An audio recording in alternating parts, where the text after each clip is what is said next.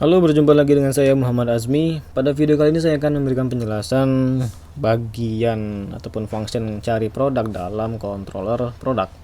Nah, jadi bagaimana cara membuat suatu form pencarian dalam si sistem kita ini, yaitu di e-commerce profesional. Caranya cukup sederhana. Jadi seperti biasa, pada bagian controller kita siapkan dulu title, yaitu hasil dengan nama hasil pencarian Anda. Kemudian kita buat datanya, hasil pencarian seperti ini yang diambil dari produk model get cari produk. Fungsinya kita lihat pada bagian model produk seperti ini. Nah, untuk fungsinya adalah kita siapkan dengan masukkan variabel cari dari yang didapatkan dari disinput post cari. Nah, dari mana di sini kita lihat pada view pada bagian navbar ini ada yang namanya form pencarian. Sebentar saya minimize dulu. Mana untuk mencari barang, ini username, ini kategori, mana dia ini. Nah, di sini rupanya nyelip.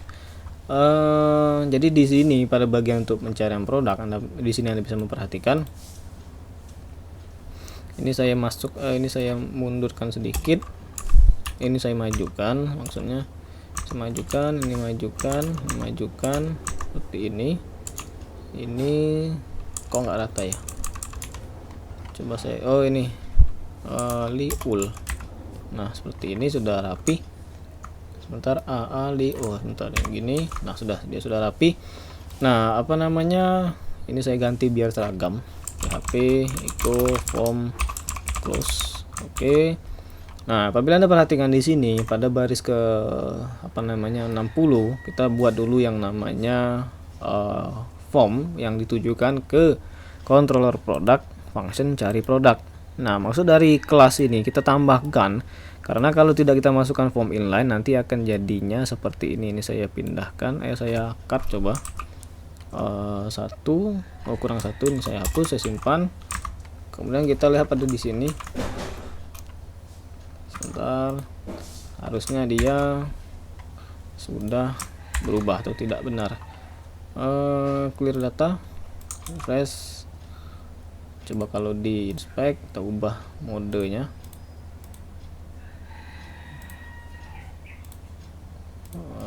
Oke, tidak ada masalah. Rupanya memang tidak perlu, mungkin kebawa dari codingan di project saya yang lain. Jadi kita hanya membutuhkan form open dengan nama si cari produk ini yang nantinya diarahkan ke function cari produk. Kemudian kita memasukkan inputnya seperti ini. Nah, di sini ada sedikit perbedaan pada form control, itu ada namanya MRMD2 yang ditujukan untuk membuat si form ini seperti ini dalam kelas ataupun dalam styling Bootstrap 4. Kemudian ada namanya tipe teks, kemudian name-nya cari. Jadi cari ini tadi didapatkan, si cari ini di input post cari ini didapatkan dari input kelas di sini, dicari di sini. Jadi name ini menjadi patokannya untuk dimasukkan ataupun diambil datanya dan dimasukkan ke dalam function get cari produk. Nah, sebenarnya metode ini juga alternatif kalau Anda ingin membuatnya seperti untuk dalam proses pengupdatean data. Anda bisa memasukkan si cari ini di dalam sini, namun Anda perlu membuat dulu keterangannya bagaimana. Namun di sini salah satu metode yang saya berikan contohnya. Kalau Anda ingin menggunakan metode lain juga bisa, namun tinggal Anda coding lagi. Kemudian ada lagi namanya perintah baris 211 ini, yaitu this db like. Kita menggunakan untuk function untuk mencari kata yang mirip dengan apa yang kita cari di sini tadi. Jadi judul produk kita ambil nama field di tabel produk, carinya merupakan apa yang dicari oleh si user tadi. Kemudian kita mereturn nilainya di tabel produk dan kita tampilkan hasilnya dalam format result seperti ini di bagian form carinya. Sedangkan kalau untuk hasilnya itu ada di bagian view produk, folder produk, hasil pencarian seperti ini. Nah, nantinya hasilnya akan menjadi seperti ini. Namun di sini kita buat suatu keterangan baru di sini.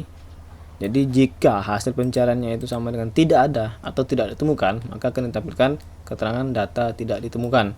Namun kalau dia ada, maka akan kita lakukan perulangan dengan function for each, itu hasil pencarian di sini, maka akan ditampilkan formnya atau kolomnya seperti ini.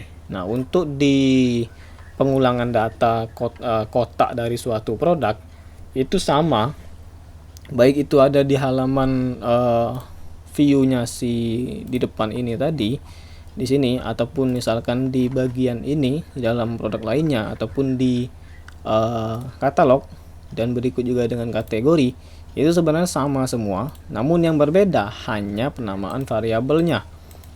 Jadi misalkan Anda perhatikan nih, ini di bagian hasil pencarian. Kalau Anda perhatikan pada bagian katalog seperti ini, nah dia juga sama. Yang berbeda cuma namanya saja. Nah, ini contohnya. Kalau Anda perhatikan di sini dari baris 20 hingga di sini dia sama. Begitu juga dengan si katalog ini. Jadi itulah enaknya kalau kita membuat suatu sistem yang dinamis atau yang sudah kita lakukan proses templating. Kemudian apalagi ya, mana tadi di kontrol produk.